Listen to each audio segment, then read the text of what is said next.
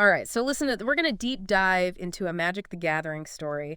And this time a rescue mission goes really wrong. Oh, Because of a house that's not just haunted like you think, but it might actually be alive. wow, okay. We're looking at Duskmourn, House of Horror, specifically. Episode 2, Don't Split the Party, from the Magic Story website. Okay. It was posted on August 20th, 2024, so fairly recent. Mm-hmm. 5 planeswalkers are trying to find their friend Nashi, who's missing inside this creepy mansion Okay. called Duskmourn. But this place, it's not your typical spooky house. I see. It's a lot worse. Oh, really? This story, it really makes you think about settings and stories. Yeah. Like, usually the setting is just the background, but Yeah. here, the house, it's like the main villain. Oh, interesting. Always changing, messing with their minds. Yeah.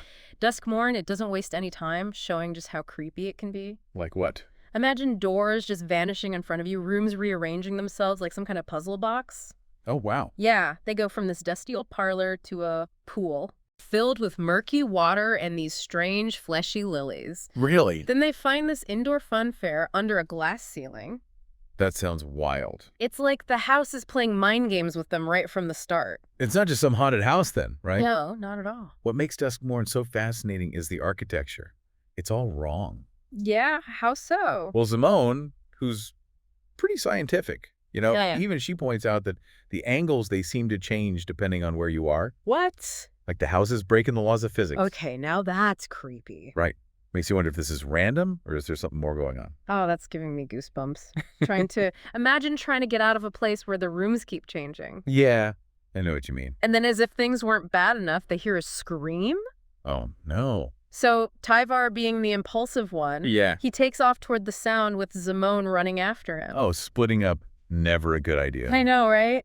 Classic horror movie mistake. Yeah, but here it's even worse because it's not just some killer. Right. It's the house itself working against them. So what happens? So they get separated and the door slams shut and then turns back into a wall. Just disappears. Poof, gone. That's terrifying. Shows how vulnerable they really are. While this is going on, Kaido, who can sense people through the air, His ninja training. Exactly. He scans the room and finds signs that someone was there, but he can't tell who or when. The house is hiding its secrets. Yeah, adding to the whole mystery. And then the Wanderer finds this creepy family photo, but the faces of the parents are scratched out. Ooh, that's not good. Definitely unsettling. You know that little detail about the photo? It really adds to the whole atmosphere. Yeah. It's like it shows a history of violence. Like something really bad happened there. You're right. Makes you wonder who scratched those faces out and what it means. It's like Duskmourn's trying to warn them, like, hey, bad stuff happened here. Turn back. Right. But of course they have to find their friend. Of course. They try to go back. But the house keeps changing and suddenly Kaido falls through a trap door Oh, no. that appears out of nowhere. Like the floor just vanished. Exactly. Can you imagine that panic? The Wanderer wants to jump in after him, Really? but Nico stops her. Good thinking. They realize Kaido's the only one who can find his way out of wherever he landed. So they have to trust him. It's a tough choice. Yeah. Risk the whole group or hope one person can make it. Really highlights the pressure they're under. Right. Making life or death decisions in a place where reality is changing all the time. They can't even rely on their instincts because the house is playing tricks on them. And we're left wondering what happened to Kaido. Exactly. That's the cliffhanger. Meanwhile, Tyvar and Simone, they find themselves in this huge 3-story library. A library. Yeah, after going through that disappearing door, All right. you can see their personalities clashing. How so? Well, Tyvar punches through a wall to find a stairway. He's so impulsive. Wants a quick solution, but Simone, she's fascinated by the books. Of course, a whole library from a lost plane. Imagine the knowledge. Talk about a researcher's dream. It's a great contrast. Right. Tyvar is all action, maybe a bit reckless. Yeah. But Simone, she's curious, wants to understand everything. Makes you think which approach is better in this situation. Do you fight your way out or try to learn the rules of the house? I think I'd be with Simone browsing those books. Me too. But what about Nico and the Wanderer? Their story takes a dark turn. Oh yeah, let's talk about that next. Okay, so. Let's move on to the next part of our deep dive. Yeah, let's see what they're up against. Nico and the Wanderer, they're dealing with their own share of creepy trying to get through this crazy house. Yeah. 1 minute they're in these hot rooms sweating, and the next they're walking a glass corridor overlooking a flooded part of Duskmourn. Flooded. The story even mentions bloated books floating in the water. Oh no, a book lover's nightmare. You know that image of the flooded library? It's really powerful. It is. It's not just the destruction, but like knowledge lost, corrupted, maybe even dangerous. Right, because this house, it might be all that's left of a whole plane. What happened there? What secrets are in those soggy books? It's almost like Lovecraft. Yeah, kind of spooky. So Nico and the Wanderer, they find this heavy metal door, Interesting. totally out of place in this old mansion, and of course they open it. Of course they do. If you were trapped in a house of horrors, would you open a random heavy metal door? Probably not the best idea. So it leads to a meat locker. Can you imagine? A meat locker. Rows of carcasses hanging from chains, the smell of blood and decay. Oh, that's grim. It really makes you think they're not at the top of the food chain in Duskmourn. Right. The story pulls you in. You can practically smell the blood, feel the cold air. You keep thinking, are they going to be the next ones hanging there? And then just as you think, that's it, they're pulled behind a carcass. What? Just as this creepy figure walks by.